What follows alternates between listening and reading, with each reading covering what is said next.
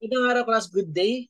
Welcome to our subject Engineering Economy. Today we will be discussing module number 7, talking about cost analysis. So we are about to end. No? Malapit na tayong matapos sa ating pag-aaral ng Engineering Economy. And I think this is one of the highlights. No? This is one of the highlights of our study because everything is all about the price. Always remember that, class. No? It's all about gaano ba kalaking kikitain, di ba? Gaano ba kalaking lugi, gaano ba makakatipid. It all boils down sa pag-aaral ng presyo. And through dito yon, no, sa cost analysis. So we will be discussing again different uh, we will be studying different problems, pero konting review muna tayo. Konting review. Okay? So, sharing my screen. 3, 2, 1. So, ito yung mga na-define na natin way back before, no, on our mga naunang part ng ating pag-aaral, that there are different types of cost in a certain project. Okay? Whether bibili ka ng mga materyales, whether mag-start ka ng business, di ba? Meron ka mga fixed costs, which are, from the term fixed, they are constant. Hindi sila nagbabago. Probably sila yung renta, no? Probably ito yung mga regular na ginagamit sa isang construction business, di ba? Mga materyales. Pwede yun. Pwede rin namang variable cost. Ito yung mga cost na nagbabari. Okay? So dito pwede rin dito yung mga materials, no? Iba't ibang klase ng pag lumalaki yung project mo, syempre, mas malalaki or mas mga high quality dapat yung mga materials na dapat meron kang i-offer. Incrementing cost, the additional cost of producing one more unit of a product. So ito yung mga whenever you are selling a product. Siyempre meron cost yan whenever you sell a particular product. Yung para ma-manufacture mo yung product na yun, or yung unit in this module that we will talk about. And finally, sunk cost, money which has been spent or capital which has been invested and which cannot be recovered. So, ito yung mga kapital na nalugi, no? Sunk cost yung tawag natin. So, hindi na tayo magpapatumpik-tumpik pa. Mag-solve na tayo ng mga problems. No? So, for example, a machine costing 30,000. So, ngayon pa lang, di ba, alam na natin, marunong na tayo mag-identify ng mga given natin. 30,000 is our what? Present, di ba? Present value yan. It's expected to produce 10,000 units, okay, of a certain product during its entire life before being replaced. So, take note, we only have 10,000 maximum. 10,000 units. At the end of life, it will have a scrap value of 2,000. So, meron tayong salvage value of 2,000 pesos. The cost, ito na yung mga fixed cost, 900. Power consumption, 0.85. Ito mga to, maintenance, 0.55, and labor will be 1.1. Yung mga yan can be easily added later, no? Kasi sila yung mga variable cost, pero combining everything, pwede rin yun. If the depreciation is by sinking fund method at 15% interest, determine the cost per unit produced if the annual production are the following. Whether 10,000 units or 2,500 units. Sige. Actually, mabilis nalista na natin yung mga kailangan natin solve. So, isahan na lang to, class. Yan na. So, as I said earlier, we can simply add the cost. The fixed cost, adding everything, that will be 0.85 plus 0.55 plus 1.1, that will be 2.5. That is your fixed cost. Now, the first problem is given is we are to assess an annual production of 10,000 units. Eh, sabi dito sa problem, class, the machine can only last for 10,000 units of production. Ibig sabihin, Sa isang taon na yon, di ba, na-maximize niya na yung kaya niyang ibigay. Di ba? Binigay niya na lahat ng kaya niyang ibigay. So, nasira na siya. So, the machine will last for 1 year, 10,000 units. Ibig sabihin, we can easily solve the following at the end of year 1. Okay? That will be the depreciation, 30,000 minus 2,000. That will be 28,000 value. No? Now, next. Housing cost of 900,000. That will be a total of 28,900. Now, question, sir, saan naman ito nanggaling? Paano natin masasolve yung total cost per unit?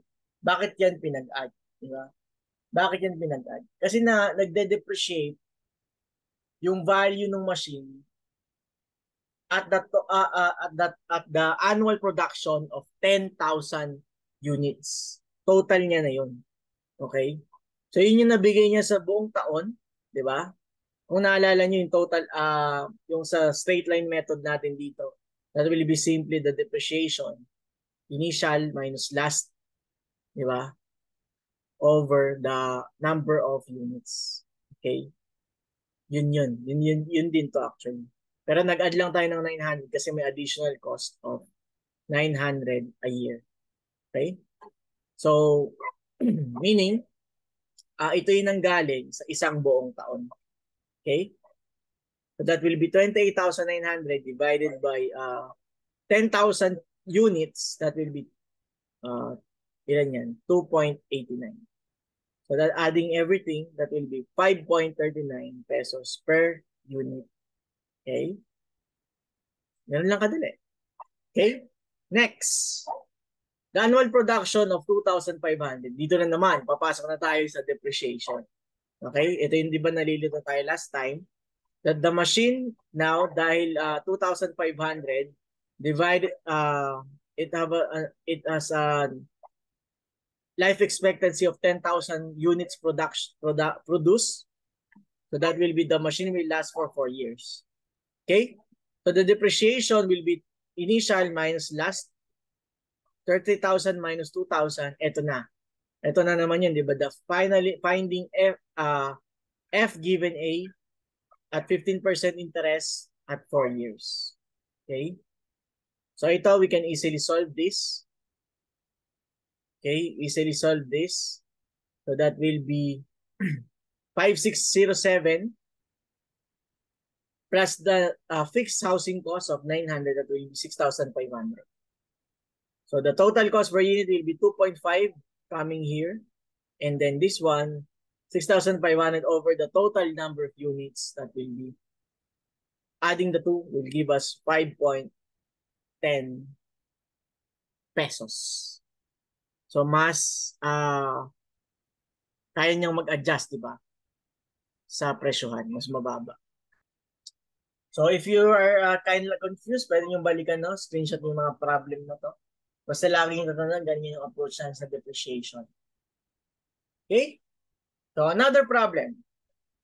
A company having a capacity of 1,600 units is already operating at a sales level of 1,200.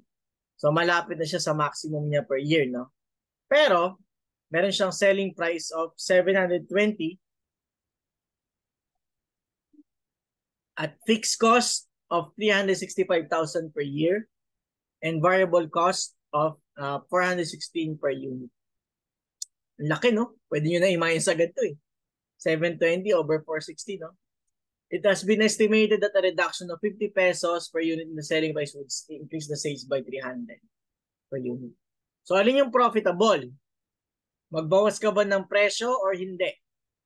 Okay, sagutan muna natin yung A. So, the present revenue is simply 720 pesos per unit. That will be this one. Okay? Multiplied by the total number of units.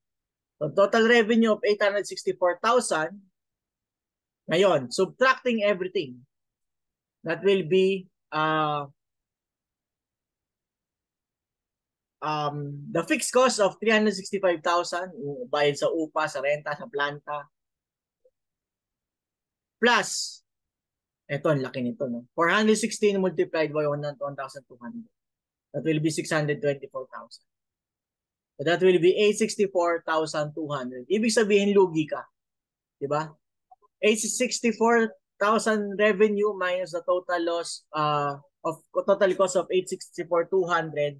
We will have a loss of 200 pesos. Okay? Now, what if the new revenue is 670 pesos, subtracting 50 pesos here, diba? So the 670 multiplied by increasing the total number of units, that will be increasing the sales of by 300, so that will be 1,200 plus 300. 670 times 1,500, that is almost above 1 million pesos. So the fixed cost plus the variable cost, nagbago na, no? 1,500 na inabenta nila. So the profit will be, tingnan nyo naman, hindi rin naman makatarungan, no? Isang taon ka nagtrabaho, pero 16,000 lang yung kinita mo. Hindi naman din makatotohanan tong case natin. Hindi naman matinong businessman ang gagawa ng ganito. Ganyan lang yung mo, design output mo. Kaya magkakaroon tayo ng another proposal. Okay? Magkakaroon tayo ng other proposal. So sabi sa next case, an alternative is being considered. The fixed cost now will be 58,000 per unit. And the reduction of variable cost will be 56 per unit. Dito pa lang, alam mo na, di ba, na meron kang pwedeng pagkakitaan. Kasi laki ng fixed cost na to eh. Di ba, 365,000. So the total fixed cost of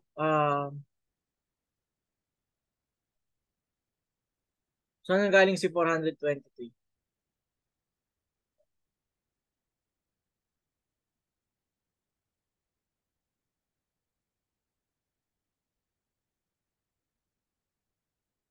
Si 56,000 per unit. Okay. Hindi. Dinagdagan. 58,000 plus 365,000. Sorry. That will be 423,000. Tapos variable cost of 360 times 1,200. A total of 855,000. So isusubtract na yan sa first natin computation. So kita ka ng 9,000. Okay, so in summary, modernization would be profitable, but will not be as good as a procedure as the price reduction. So mas malaki yung kinita dito. Pero again, masyadong payat yung numbers. Considering ang laki ng mga values ng renta mo, di ba? So mas kailangan gawin is pababain yung upa ng planta at exert ng effort sa pagbebenta ng units. So yun, those are classic examples for cost analysis. If you have any question, class, comment down in this video or message me or email. Thank you and God bless you.